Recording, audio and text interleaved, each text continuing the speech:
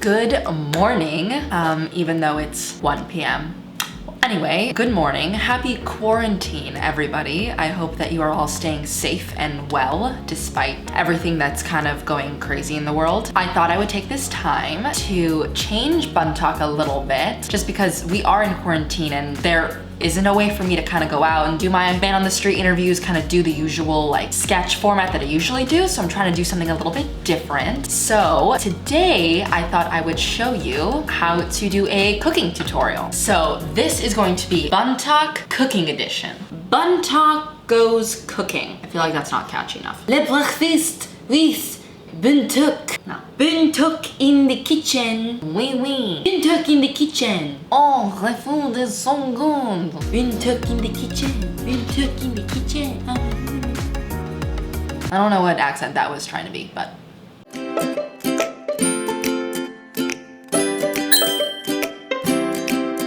If you don't know this about me, my mom is a private chef, which is sick when it comes to being in quarantine, because I definitely get fed really well. But the upside of that, which is cool, is that she shows me a lot of different recipes. So like, I'm definitely not saying that I'm like a master cook or anything, but she has shown me a few little things. So because it is breakfast, well, it's lunchtime, but because I just woke up, it's breakfast time, I decided to show you how I make my mom's they're the best pancakes in the world. They are world famous, world renowned, Michelin star pancakes, okay? They are so delicious. And honestly, I haven't even Googled like if other people make pancakes this way, or maybe it's just I really like them because they're my mom's. I don't know, but regardless, they are so good. And I've done them for my friends who usually wouldn't like this one secret ingredient that's in there, but I showed it to them and they actually really like it. And the cool thing about it is that you can make them gluten-free. You can totally substitute like the sugar for maple syrup. Like, we'll get into it a little bit later, but I do just want to show you guys how to make these pancakes. They're really easy, really good. I promise you, like, you will be like, by the time we're done with this. You know what? Before we get started, I feel like something isn't right here. I feel like maybe I should just. Okay, perfect. So now the only thing I'm missing would be an apron, just to kind of keep myself a little clean. I feel like I just threw it back. Oh, I hate myself. Okie dokie. Now that I got my fancy schmancy apron on, I think we're ready to get cooking. Ugh. Okay, so the first thing that you're going to need is a medium-sized mixing bowl. Next thing that you're gonna need is either a hand whisk or some sort of, I don't know what you call this, like a machine whisk? This thing. You're gonna, one of these, pick one, you need one. Then you're going to need some cups, measuring cups. I don't know, I have 4 different sizes and I honestly, they kind of all look the same to me, so we'll figure it out. Then you're going to need the spoon version of the cups. You know, the cups, but they're spoons, so they're smaller. I'm a chef. Then for the ingredients, we're gonna need a little bit of salt. I like to use Himalayan pink salt. You can use white table salt. It literally doesn't matter. You're gonna be using like that much. Next thing that you're gonna need is sugar. We use this biodynamic cane sugar, which is, I guess, really healthy, but it's literally still sugar, so I don't know. It makes stuff sweet, so sugar. Then you're going to need some baking soda, some baking powder, some flour. Yeah, just like white flour. It doesn't need to be fancy. 2 eggs.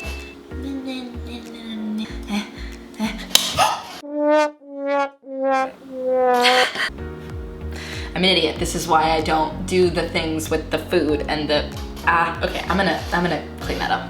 Whoops. Well, I put it in a bowl so that it doesn't spill out so I can still use it.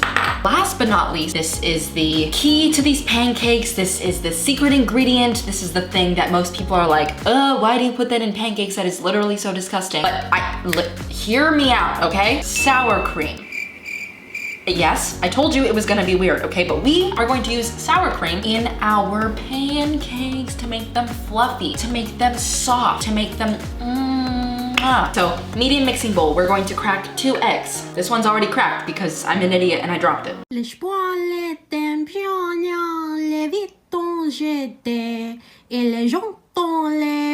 Okay, so now that the eggs are whisked, we're gonna add 1 pinch of salt. And by pinch, I mean pinch, okay? Literally like. We're going to add our secret ingredient. We're going to add 1 cup of sour cream into the mix.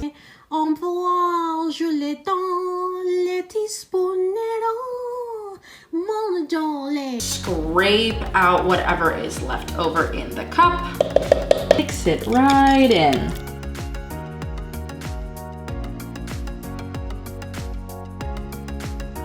Okay, so now that the sour cream is mixed in with the eggs, we're gonna go in with a 1/4 teaspoon of baking powder and baking soda.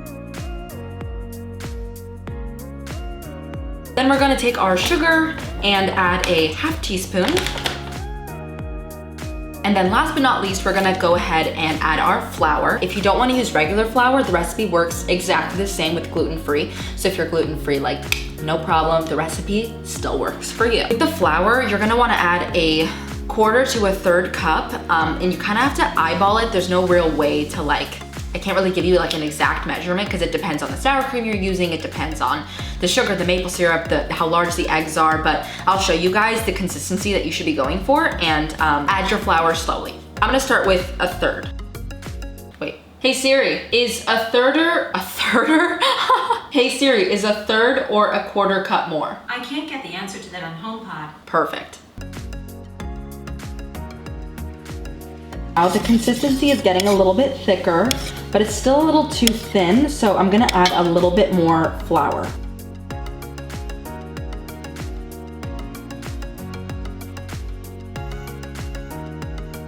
Okay, so now that we're done mixing, let's go ahead and take it to the stove. And then as for oil, you can use really whatever oil you can see my ring light. You can use whatever oil you really want to use, but you want to make sure that it's a neutral oil. So like I'm going to be using sunflower oil, but honestly like coconut oil works if you want to go like less fat, less calories, whatever. Or like that spray oil works too. So really whatever you want, just as long as it's neutral. First things first, let's turn this on. Now we wait for the pan to get hot. I like to use these little spoons. This is how my mom always did it when I was younger, and I've just kind of always eaten my pancakes this way. So they're like little silver dollars rather than those like big pancakes, and I think that the flavor tastes better when they're smaller. So I'm gonna be using this to scoop the pancakes out of the batter and put them into the pan.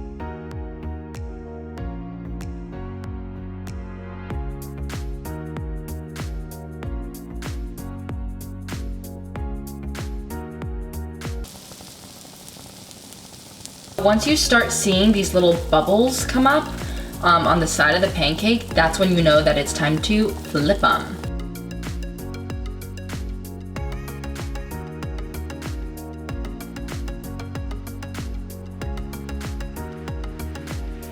So this is about the color that you want them to have. So they're a little bit paler on the inside, a little bit browner on the outside.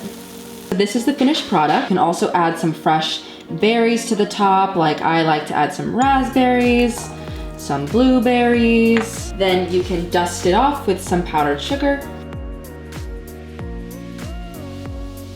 Then finally add a nice drizzle of maple syrup. And I'm gonna just put this thing on top because it looks pretty and I feel like it should be there, so. Oh, all right, move the green thing.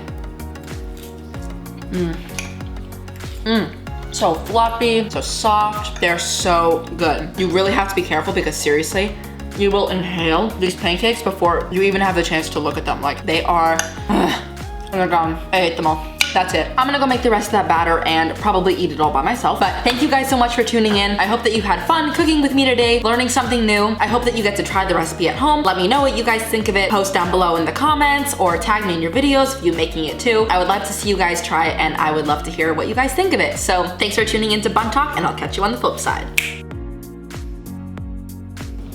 I feel like I'm having a mind vlog. Fluffiest, Bun Talk. You know, I'm not really sure what accent I've been trying to do here, and it's a really good thing that I went to theater school for 4 years.